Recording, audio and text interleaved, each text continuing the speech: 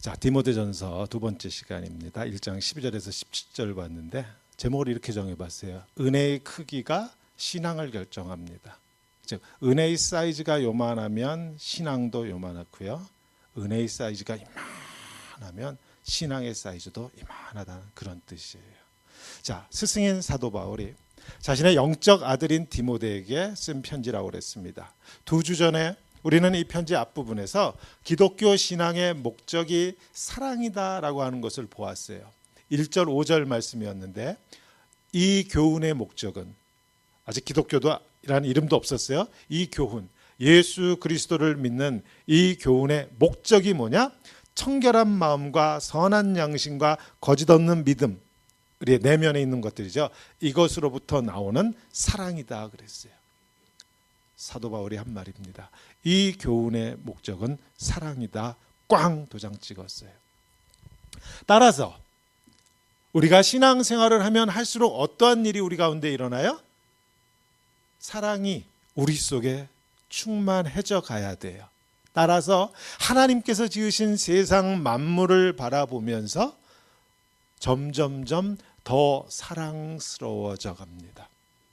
하나님께서 지으신 이 세상 만물 가운데서도 특별히 사람, 마지막 날 하나님이 지으시고 심히 좋았다 하셨죠? 다른 만물은 좋았다 그러고 말하셨는데 마지막 날은 심히 좋았더라. 좋다 두 번 말씀하신 거예요. 그 사람이 볼수록 사랑스러워집니다. 이게 기독교 신앙이에요. 세상이 아무리 어둠 속을 달려가고 있고요, 사람들이 하는 생각과 행동이 아무리 악할지라도 그럼에도 이 세상과 이 역사가 사랑스러워요. 한 사람 한 사람이 사랑스럽습니다. 기독교의 비밀이에요. 물론 이 세상 한가운데서, 이 역사 한가운데서 하루하루 사는 것은 힘들어요. 눈물 나도록 힘듭니다. 그럼에도 불구하고 이 예수 그리스도를 믿는 신앙은 내 속에 들어와 계시는 하나님의 영, 성령님으로 인해서 이 세상과 이 역사를 내 눈으로 보는 것이 아니에요. 사람의 눈으로 보는 것이 아니에요. 점차로 하나님의 눈으로 봅니다. 하나님의 마음으로 생각하기 시작해요. 따라서 점차로 하나님 아버지의 마음으로 세상을 보는 눈과 마음이 열리기에 이 세상과 이 역사가 아름답고 사랑스러워요. 증명할게요. 세상 사람들 모두가 욕하는 그러한 자식을 둔 부모가 있어요. 세상 모든 사람들이 그 아들을 보면서 손가락질합니다. 그러나 부모는, 그 아버지는 결코 자기 자식에 대한 믿음과 소망과 사랑을 포기하지 않아요. 아버지이기 때문에 포기하지 않아요. 부모의 마음에는 여전히 소망이 있어요. 여전히 그 속에 사랑이 있어요. 아버지의 마음을 품고 보면 어둠 속에서 빛을 보게 되어 있어요. 절망 가운데서 소망을 보게 되어 있어요. 다른 사람들은 다 욕을 하고 싹이 노랗다고 아무리 그래도 아버지 눈엔 그렇게 보이지 않아요. 하나님의 마음이 우리 속에 들어오면, 성령 하나님이 우리 속에 들어오시면 여전히 암흑 가운데 있고, 여전히 전쟁 가운데 있고, 여전히 싸움질하고 있고, 여전히 테러가 만연하지만 그 가운데서도 하나님의 눈으로 봅니다. 소망이 있고 사랑이 있어요. 이 말씀을 개인에게 적용하면 어떻게 돼요? 나를 힘들게 하는 그 사람, 나를 화나게 하는 그 사람, 나를 미치게 만드는 그 사람, 내가 내 눈으로 볼 때에는, 내가 인간의 눈으로 볼 때에는 어쩌다 하나님이 내 곁에 저런 사람을 붙여주셨나, 어쩌다 내 직장에 하나님은 저런 사람을 같이 일하게 만들어주셨나, 원망스럽고 하나님 실수하신 거라고 내 눈으로 볼 때는 그랬지만, 내 속에 성령님이 들어오시면 점차로 내 눈이 주 예수 그리스도의 눈을 닮아가고 내 마음이 점차로 하나님 아버지의 마음을 품게 되면 성숙해 가는 거죠. 하나님이 실수하지 않으셨다고 고백합니다. 실수가 없으신 하나님. 저 사람을 내게 붙여주신 것도, 저런 사람을 내 직장에서 함께 동역하게 하신 것도 나를 단련시켜 가시는 것이 하나님은 실수하지 않으신 하나님이시라는 것을 고백하게 되어 있어요. 그 어렵고 힘든 상황 속에서 소망을 보고 하나님의 사랑을 느낄 수 있습니다. 하나님은 선하시지요. 그 선하신 하나님이 내게 베푸시는 그 은혜로 말미암아 내 삶 속에 점점 사랑이 충만해져 감을 고백하는 그 신앙, 이게 기독교 신앙이고요. 이게 우리가 나아갈 방향이에요. 10년을 믿었어요. 20년을 믿었어요. 그런데 10년 전에도 어쩌자고 저런 사람을 내게 붙여주셨냐고 원망했는데 20년이 됐는데도 오늘도 여전히 하나님 어쩌자고 이렇게 실수하셨느냐고 원망하는 삶이라면 방향을 잘못 잡고 있는 것이에요. 제대로 성숙해 가고 있지 않은 거예요. 자, 그런데 이 말씀 오해하면 안 돼요. 세상이 말하는 싸구려 긍정의 힘, 긍정적으로 생각해라, 긍정적으로 행동해라, 그런 뜻이 아니에요.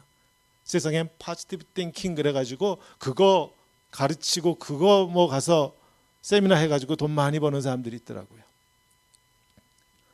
매사에 긍정적으로 행동하십시오. 매사에 긍정적으로 생각하십시오.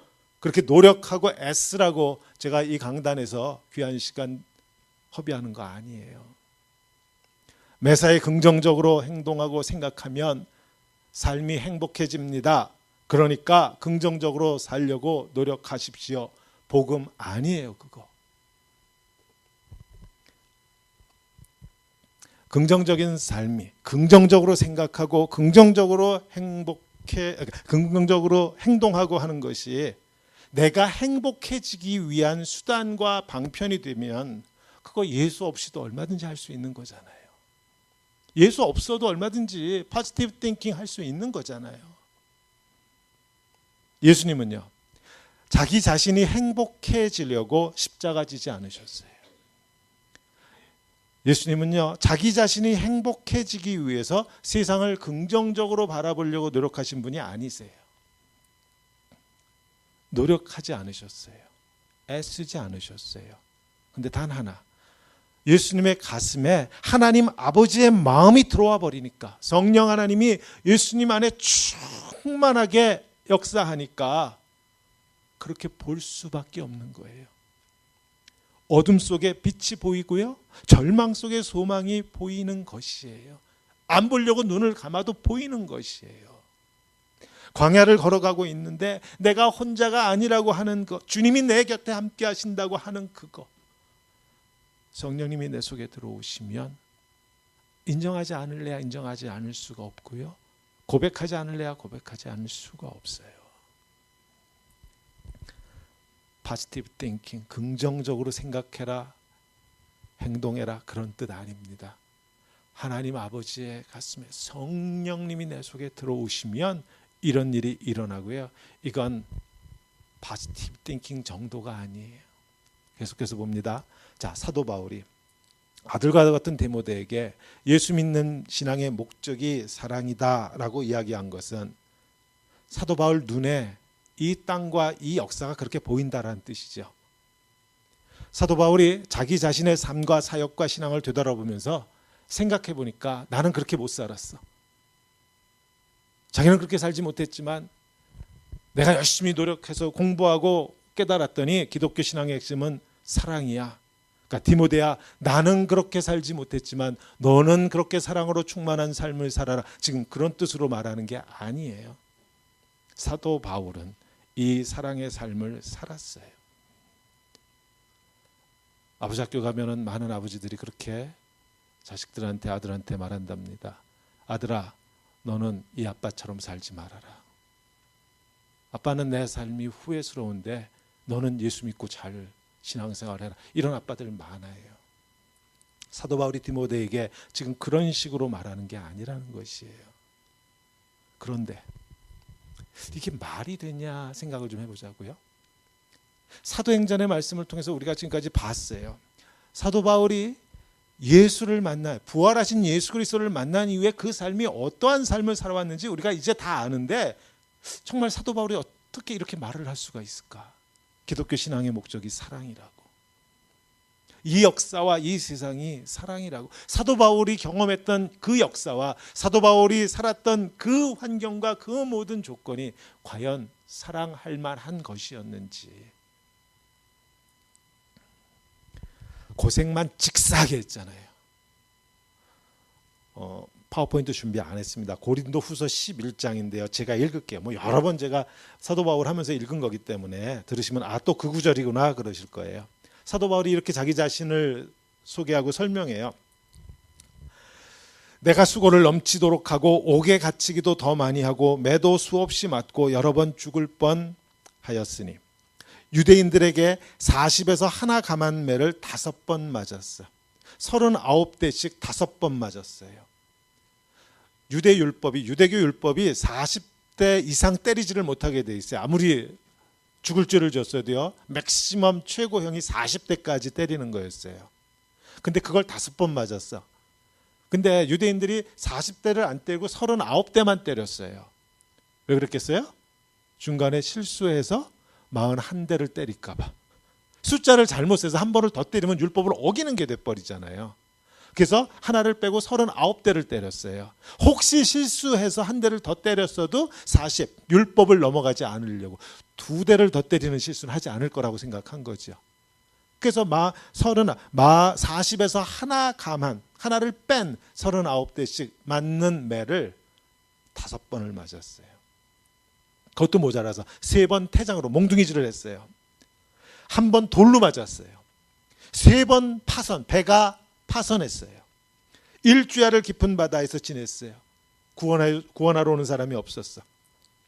여러 번 여행하면서 강의 위험과 강이 범람하는 위험과 강도의 위험과 동족 유대인의 위험과 이방인 타민족의 위험과 시내의 위험과 광야의 위험과 바다의 위험과 거짓 형제 중의 위험을 당하고 또 수고하며 애쓰고 여러 번 자지 못하고 줄이며 목마르고 여러 번 굶고 춥고 헐벗었노라. 이 외의 일은 고사하고 아직도 날마다 내 속에 눌리는 일이 있으니 곧 교회를 위하여 염려하는 것이라. 이게 사도 바울이에요. 힘들었어요. 혹시라도 예수 믿으면 복받고 성공하고 행복할 것이라고 막연히 생각하는 그리스도인들이라면 신앙이 무엇이, 기독교 신앙이 무엇인지 우리에게 깊이 생각하게 하는 그러한 본문입니다.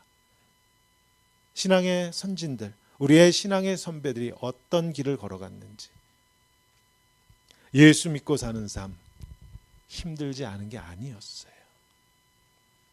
돈에 미쳐 돌아가는 이 세상 한복판에서 예수를 구주로 믿는 그 신앙을 지키면서 사는 삶이 어떻게 쉬워요? 예수 믿는 그 신앙으로 비즈니스 하는 게 쉽습니까? 예수 믿는 그 신앙으로 매일매일 학교에서 학업하며 공부하는 게 쉬워요? 안 쉽잖아요. 기독교 신앙은 말랑말랑하지 않더라고요. 자, 그러나 사도 바울의 삶을 이렇게 보면 외부적으로 그렇게 환경이 어렵고 조건이 어렵고 그래서 믿음을 지키기 위해서 싸우느라고 유대인과 싸우고 이방인과 싸우고 자연 환경과 싸우고 이것만 힘든 게 아니었어요. 성도님들은 신앙생활하면서 어떤 게 제일 힘드시던가요? 저는 이게 제일 힘들어요. 왜 기도하는데 응답을 안 하세요, 하나님은? 제가 아틀란타 내려온 지 14년이면 한 1000명? 번듯한 교회 건물은 기본 아니에요? 왜 응답을 안 하시는지. 사도 바울은 기도한 것마다 하나님이 다 들어주셨나요? 혹시 우리가 그렇게 오해할까 봐 사도 바울이 자기 간증 하나 써놓은 거 있었죠. 몸에 가시가 있었대. 그게 뭔지는 모르겠고 무슨 병이 있었던 건지 뭔지는 모르겠지만 그거 제거해달라고 3번 기도했대요. 사도 바울이 3이라는 숫자를 강조해. 한 번에서 안 들어, 2번, 자기가 3번까지 기도하는 중에 지금까지 자기가 기도한 것 중에 3번 기도했는데 안 들어주신 게 없어요. 그렇게 하나님의 뜻에 맞게 기도하던 사람이란 뜻이에요. 자기가 원하는 것마다 하나님이 들어주셨다는 뜻이 아니야. 사도 바울은 기도를 어떻게 했어요? 하나님의 뜻에 맞춰서 기도하는 사람이란 뜻이에요. 근데 몸에 가시가 있어서 이거 제거해달라고 3번을 기도했는데 안 들어주시더래요. 응답하지 않으셨어요. 하나님께서 내 기도에 응답하지 않으셔서 괴롭고 힘든 그런 영적 갈등, 그런 경험을 우리만 겪은 게 아니고 사도 바울도 겪었더라고요. 다메섹으로 가는 길에 부활하신 예수님 만난으로, 그럼 사도 바울의 성품이 하루아침에 예수님 닮아가던가요? 그 후에 어떤 일이 있었는지 봤잖아요. 2차 전도 여행 떠나면서 바나바하고 대판 싸웠죠. 그리고 끝내 어떻게 했어요? 화해 못하고 따로따로 갔어요, 사역을. 마가가 1차 전도 여행 때 중간에 되돌아갔는데 그게 문제가 됐죠. 바나바는 데리고 가자, 한 번 더 기회를 주자. 바울은 성격이 불같았는지 강직했는지 안 된다, 정신 상태가 썩어 먹었다, 뭐 그랬던 것 같아요. 뒤에서 보지만 마가는 사도 바울의 훌륭한 동역자로 자라납니다. 혼자 힘으로 됐겠어요? 사도 바울이 이끌었겠죠. 마가도 변했고 사도 바울도 변했어요. 이렇게 하나님은 사도 바울을 연단해 가셨습니다. 사도 바울은 기도하는 것마다 하나님이 들어주셨다? 아니에요. 강직한 성품으로 인해서 결코 타협하지 않으니까 순수한 복음을 전할 수 있는 그런 열정을 하나님이 쓰실 수 있었겠지만, 다른 한편으로 생각해 보면 사도 바울하고 같이 동역하는 것이 쉽지 않았을 거예요. 그런 상황과 환경 속에서 어찌되었거나 사도 바울은 점점 더 예수를 닮아갔고, 그리고 이제 영적 아들인 디모데에게 이렇게 쓸 수 있는 상황까지 됐어요. 자신 있게 씁니다. 예수 믿는 신앙의 목적은 사랑이다. 아주 자신 있게 씁니다. 이제 주님의 마음으로, 주님의 눈으로 보니 이 세상과 이 역사가, 나를 그렇게 힘들게 하던 그 이방인들, 나를 죽이지 못해서 그렇게 눈에 시뻘겋게 해가지고 돌아다니는 그 유대인들, 그들이 사랑스럽게 보인다고 쓴 것이에요. 기독교 신앙의 목적은 사랑이다 그랬어요. 어떻게 이렇게 될 수 있었을까? 우리도 매일 경험하지만 이 땅에서 내가 처해 있는 이 상황과 이 환경에서 믿음을 지키고 신앙을 지키는 것이 얼마나 힘든지 우리가 다 아는데, 사도 바울은 어떻게 해서 그렇게 살 수 있었고, 어떻게 해서 이런 말을 아들에게 남길 수 있었을까? 어떻게 그런 신앙생활을 하실 수 있었을까? 엊그제 목요일날 맨하탄에 나가서 말씀을 전할 기회가 있었습니다. 예수님의 사랑, 첫사랑, 에베소 요한계시록에 보면 에베소에 보내는 편지에 예수님이 에베소의 교회에 그랬어요. 에베소 교회는 이런 장점도 있고 이런 장점도 있고, 앞에 막 칭찬을 하세요. 그런데 뒤에 가서 갑자기 그러나 하면서 한마디가 탁 나와. 그리고 한 가지를 지적하세요. 제가 생각하기에는 장점이 이렇게 많으니까 그 한 가지 정도는 그냥 묻어갈 수 있을 것 같은데 지적하셨어요. 왜 그래요? 아무리 장점이 많아도 이거 한 가지를 지키지 못하면 이 많은 장점이 하루아침에 무너질 수 있다는 것이에요. 그렇게 중요하기 때문에 이거 지적하셨어요. 뭐예요? 너희가 처음 사랑을 잃었다 그랬습니다. 처음 예수 믿고 뜨거웠던 그 가슴의 설레임을 너희가 잃어버렸다. 이거 회복해야 된다라고 지적하셨어요. 그 말씀 가지고 맨하탄에서 같이 형제님들하고 성도님들하고 설교하고 예배드리고 말씀을 나눴는데, 그 중에 한 분이 이런 질문을 하세요. 참 감사했던 게, 우리가 3년 전에 우리 아이들 데리고 맨하탄에 갔을 때 우리가 그 예배에 참석해서 같이 말씀을 나눴는데, 그분들이 우리 애들을 기억하시더라고요.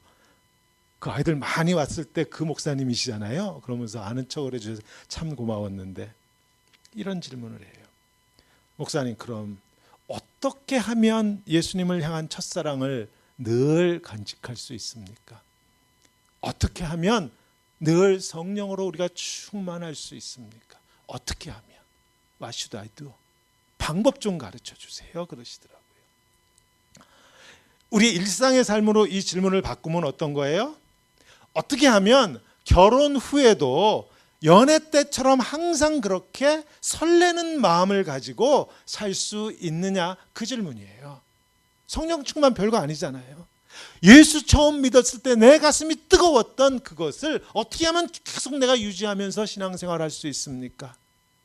부부생활로 바꾸면 연애 때 그 뜨거웠고 그 설레던 그 감격, 얼굴을 보기만 해도, 목소리만 듣기만 해도, 하루만 안 봐도 가슴이 타는 그걸 결혼해서 10년, 20년, 30년 지난 오늘 그 마음을 여전히 그대로 간직할 수 있는 방법이 있으면 좀 가르쳐 달라고 저한테 그런 질문을 하신 거예요.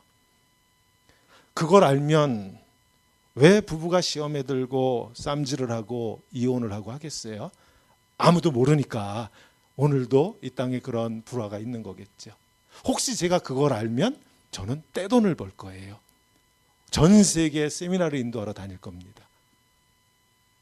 아무도 그 방법을 몰라요. 저도 몰라요. 모르는 게 아니라 방법이 없는 거죠.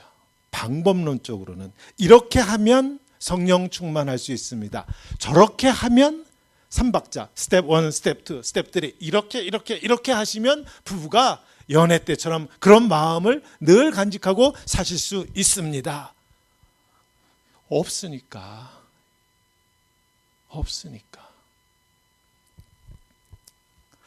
그런데 이 신앙의 선배인 사도 바울이 아들인 디모데에게 편지를 쓰면서 자기 자신의 얘기를 오늘 이렇게 해요. 내가 그렇게 영적으로 깨어 있을 수 있었던 한 가지 이유를 오늘 본문에서 이야기했어요. 오늘 본문을 좀 따라가면서 보겠습니다. 12절부터 차근차근 볼게요. 열어주세요. 자, 12절에 제가 또 뒤로 갔죠. 나를 능하게 하신 그리스도 예수 우리 주께 내가 감사함은, 자, 사적은 다 빼면은요, 내가 예수님께 감사한다죠. 그 이유가 뭐다? 나를 충성되이 여겨주셨어.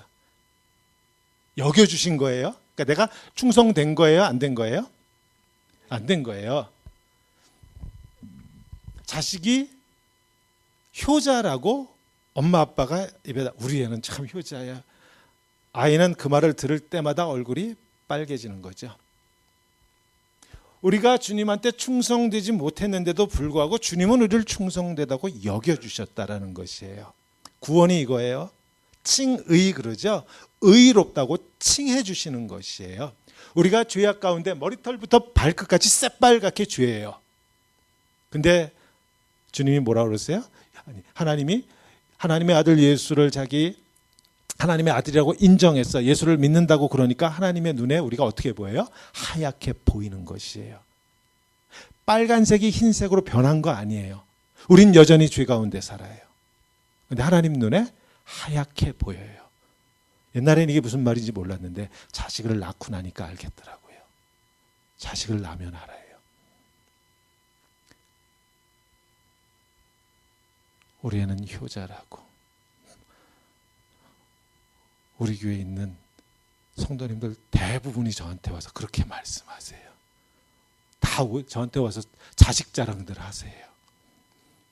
내가 그 자식이 어떤지 다 아는데.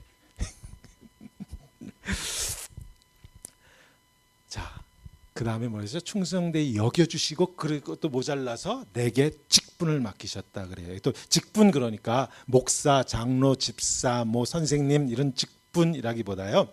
주님을 섬길 수 있게 해주셨다는 뜻이에요. 하나님을 섬길 수 있게 해주셨다는 뜻이에요.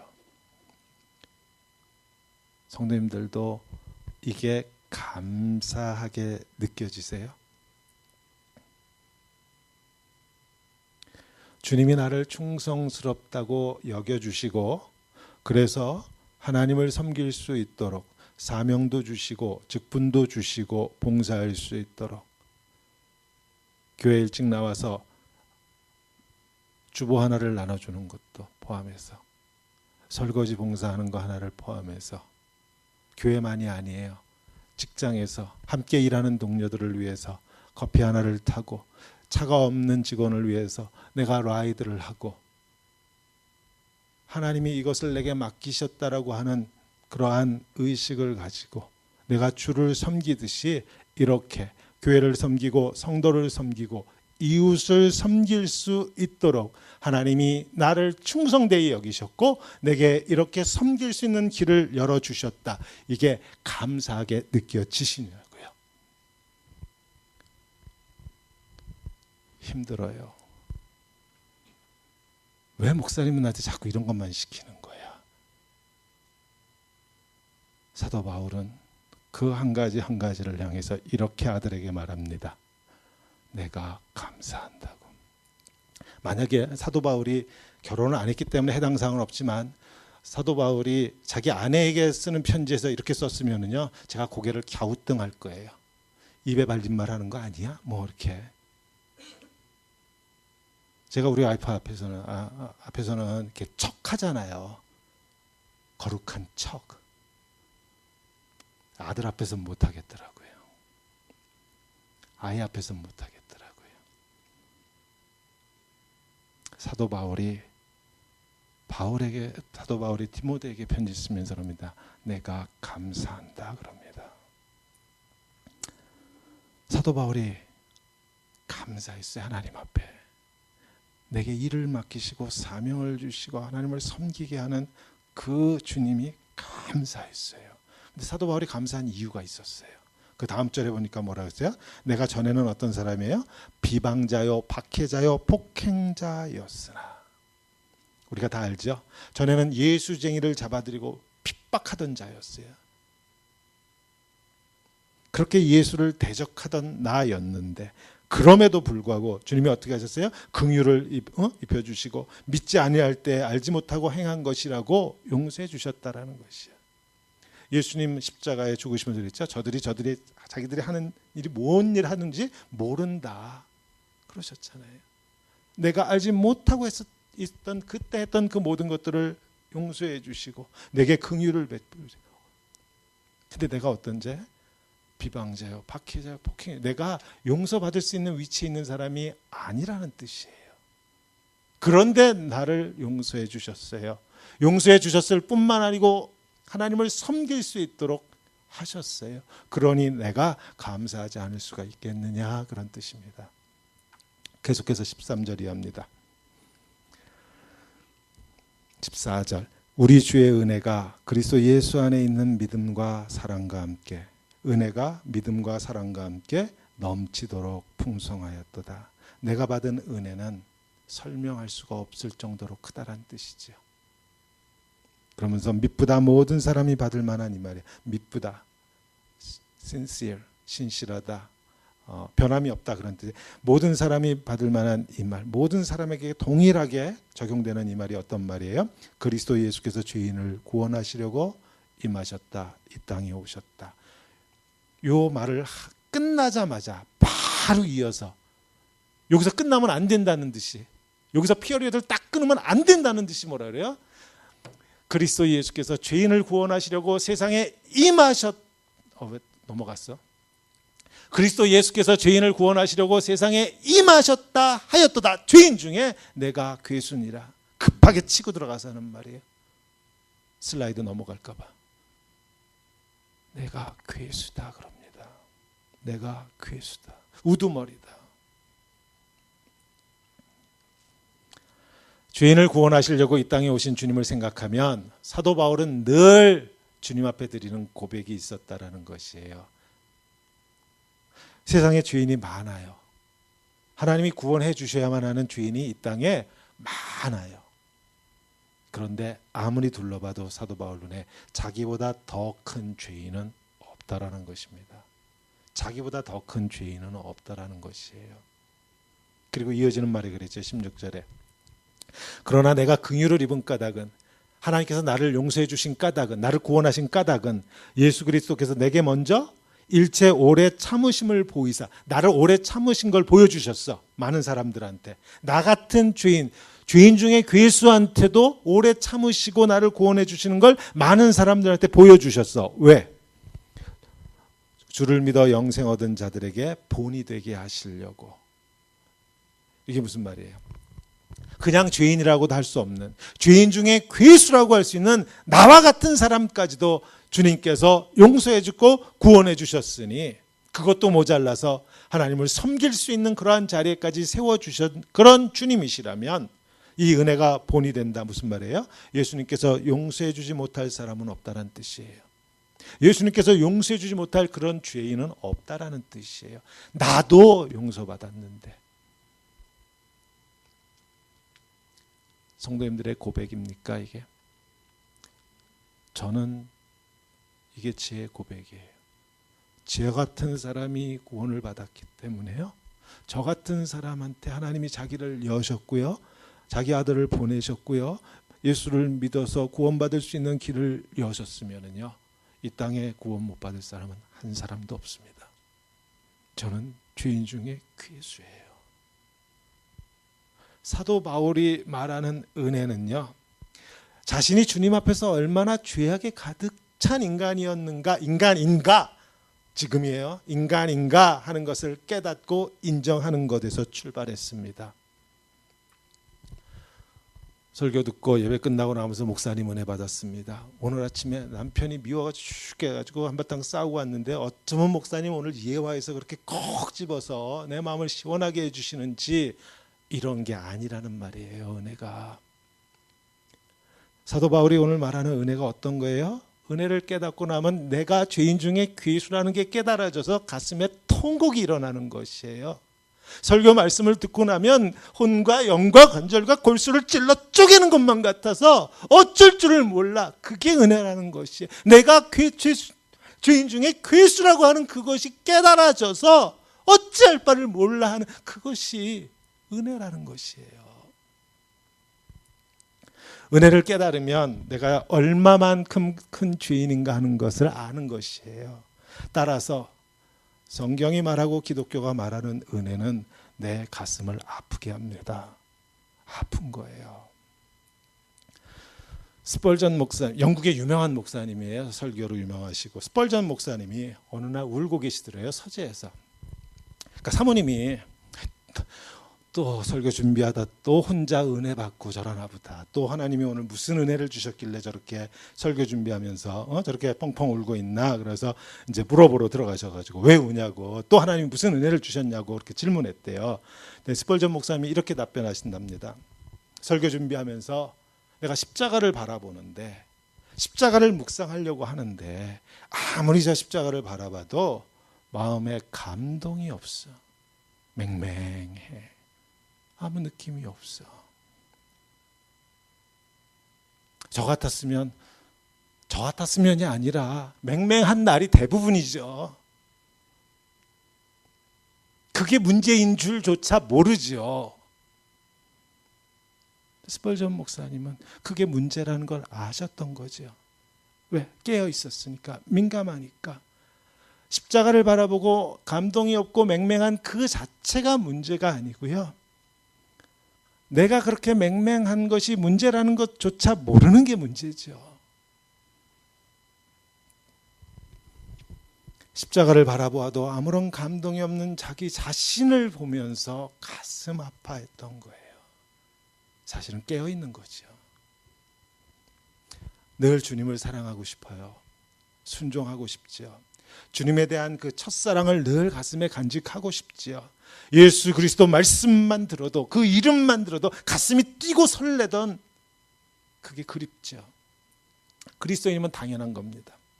성령으로 충만해지고 싶죠. 성령의 능력으로 늘 세상의 유혹을 이겨내고 정말 주님 앞에 부끄럽지 않은 삶을 살고 싶은 것, 그리스도인이라면 당연한 거예요. 그러고 싶어요. 그런데 우리가 이미 알다시피 노력해서 되는 거면 이미 됐죠.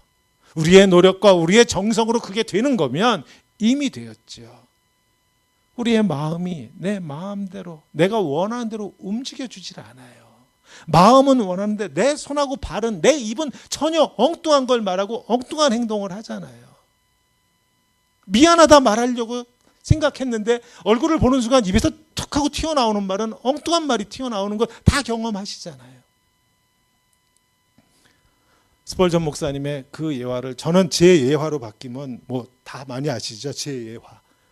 아내에게 바치는 노래예요. 저는 젖은 손이 애처로워 살며시 잡아본 순간. 지금까지 제가 여기까지만 했는데 오늘은 뒷구절도 할게요. 거칠어진 손마디가 너무나도 안타까웠어. 어제도 젖어 있었던 그 손이고요.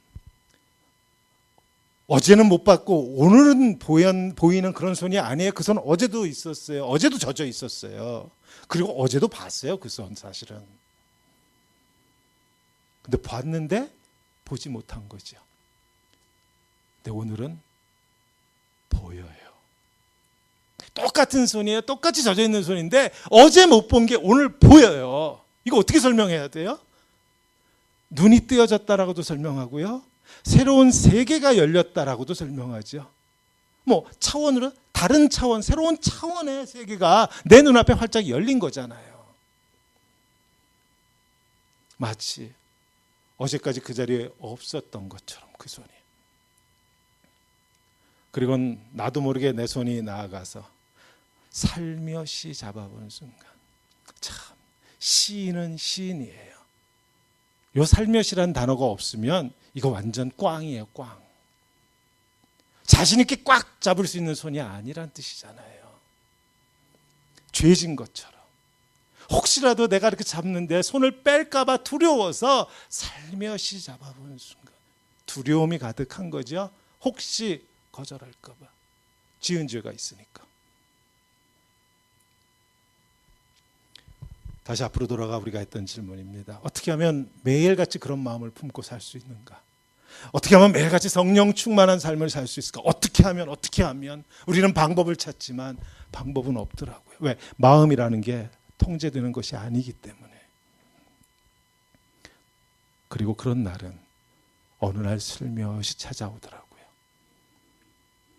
사도 바울의 평생을 그렇게 수고하면서 헌신하는 그런 삶을 살면서 예수 그리스도 안에서 이 세상과 이 역사가 아름답고 한 사람 한 사람이 사랑스럽게 보이는 그런 신앙으로 깨어 있을 수 있는, 그렇게 계속해서 자라날 수 있었던 까닭이 있다면 우리가 오늘 본문에서 찾는 건 딱 하나입니다.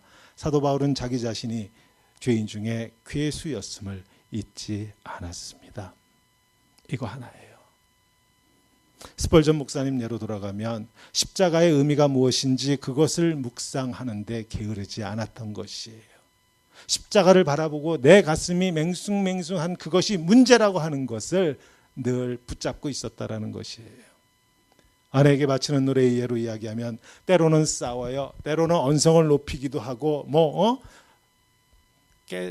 망가지지 않을 정도의 물건을 집어 던지기도 하고 그러면서 싸우지만 그럼에도 불구하고 아내를 생각하면, 남편을 생각하면 늘 미안합니다. 그 순간은 싸울 수 있지만 마음 한 복판을 흐르고 있는, 마음 바닥 저 밑을 흐르고 있는 것은 미안한 마음이에요. 더 사랑하지 못해서, 더 잘해주지 못해서. 이건 성령님이 우리에게 주시는 마음이에요. 반대로 마귀가 주는 마음 뭐겠어요? 내가 이만큼이나 했는데 그래, 얼마나 더 하랴. 이건 마귀가 주는 마음이에요. 이 마음을 잃지 않는 것이 은혜입니다. 그리고 이 은혜의 크기가 우리의 신앙을 결정해요. 사도 바울이 하나님으로부터 받은 은혜의 크기는 자기가 괴수 중에 최고 대가리라는 것이었어요. 이 사이즈가 그 사람의 신앙을 결정했습니다. 첫사랑의 마음으로 주님을 사랑하지 못하는 나 자신의 모습을 정직하게 바라보며 가슴 아파하는 거예요. 말씀대로 살고 싶지만 그러지 못해서 유혹에 넘어지고 타협하고, 그런 내 모습을 보면서 장로님들도 다 그렇게 하더라. 야, 목사는 다 지키고 사는 줄 아냐? 이런 식으로 자기를 정당화하지 않고, 남 핑계대지 않고 정직하게 자기의 죄악을 고백하며 그러한 자신의 모습에 가슴 아파하는 거예요. 그 마음에 주님이 역사하세요. 그리고 우리가 할 수 있는 게 혹시라도 있다면 이거 한 가지 외에는 없어요. 말씀을 순종하고 싶다고 100번, 1000번 결단한다고 해서 되는 것도 아니잖아요. 우리가 할 수 있는 건 하나밖에 없어요. 더 사랑하고 싶은데, 더 말씀에 순종하고 싶은데 안 돼요. 하나님, 안 돼요. 세상 사람들은 이해를 못할 겁니다. 야, 그게 신세 한탄이지. 그래가지고 무슨 일이 이루어지겠냐. 결단하고 계획 세우고 나가야지. No. 아니에요. 예수님께서 약속하셨어요. 애통해하는 자는 복이 있나니 그들이 위로를 받을 것이다 그랬죠. 산상수훈 시뻘겋게 칠해져 있는 말씀입니다. 예수님 말씀 빨간색으로 되어 있는 성경이에요. 애통해하는 자, 왜 애통해해요? 좋은 대학 못 가서? 돈 많이 못 벌어서? 성공 못해서 애통해할 그런 뜻 아니잖아요.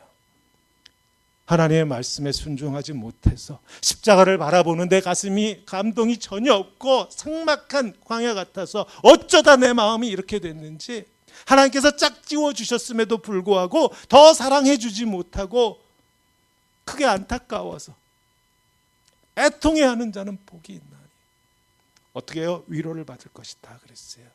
이게 무슨 위로, 하나님이 위로해 줬어? 무슨 일이 일어나겠느냐 그래요? 30점짜리 성적표를 들고 집에 가보면 그런 경험이 있으면 알아요. 고등학교 1학년 첫 시험에 30점짜리 수학 점수를 들고 집에 가는데 걸음이 안 떨어져요. 내 평생 처음 받아본 점수야. 이 또 몇 대를 맞을까 오늘 집에 가면. 저희 아버님 호랑이셨거든요. 저희 아버님 그 성적 보더니 피식 웃으시면서 잘해 임마 그러시더라고요. 그게 힘이 되더라고요.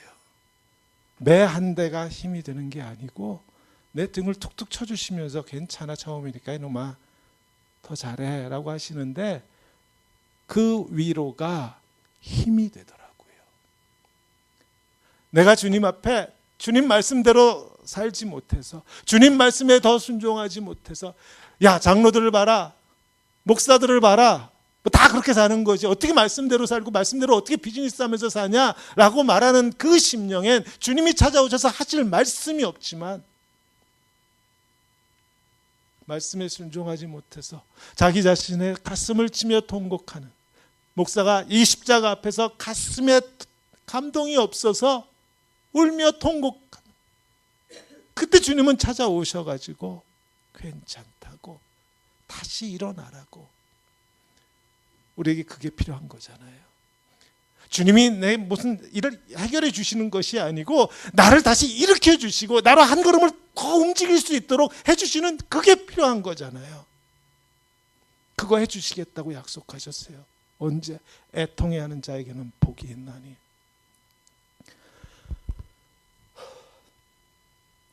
우리 성도님들 축복합니다. 내가 죄인 중에 괴수입니다 라고 고백하는 심령에 그 은혜의 사이즈를 기억하세요. 주님께서 위로해 주십니다. 오늘 이 예배에서 우리 성도님들 주님의 음성 들으시기를 원합니다. 애통해하며 주님 앞에 통곡하는 심령마다 찾아와 주셔서 괜찮아, 너 더 잘할 수 있는 건 내가 알아, 내가 네 손 잡고 있어, 내게서 한순간도 내가 눈동자를 떼어본 일이 없어. 이 음성 들으시고 또 한 주 동안